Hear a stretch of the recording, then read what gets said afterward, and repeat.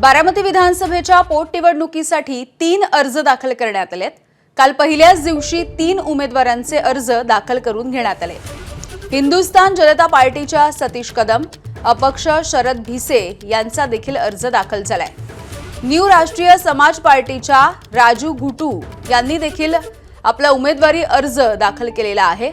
अर्ज दाखल केलेले तिन्ही उमेदवार हे बारामतीच्या बाहेरचे आहेत।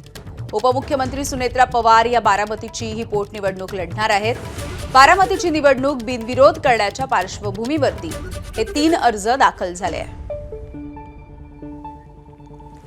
निलेश बुधावले आपल्याला याविषयीचे अपडेट्स देत आहेत। निलेश, बारामती विधानसभेच्या पोटनिवडणुकीसाठी हे 3 छोट्या पक्षांचे अर्ज दाखल झाल्याचं कळतंय।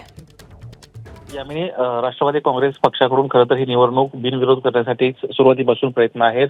मोठा घटक पक्ष असणाऱ्या राष्ट्रवादी काँग्रेस शरदचंद्र पवार पक्षानं मात्र या ठिकाणाहून अर्ज भरणार नाही अशी जरी भूमिका घेतली असली तरी छोटे जे घटक पक्ष आहेत वेगवेगळे त्यांना मात्र कुठेतरी अर्ज भरायला सुरुवात केल्याचं दिसते। पहिल्या दिवशी 3 उमेदवारांचे अर्ज दाखल झालेत।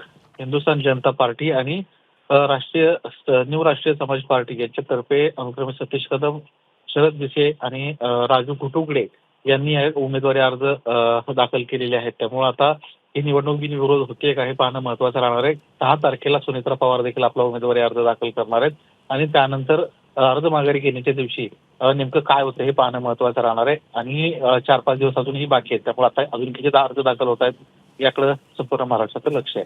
यामध्ये अगदी निलेश, धन्यवाद या सगळ्या सविस्तर माहितीसाठी। एबीपी माझा, उघडा डोळे बघा नीट।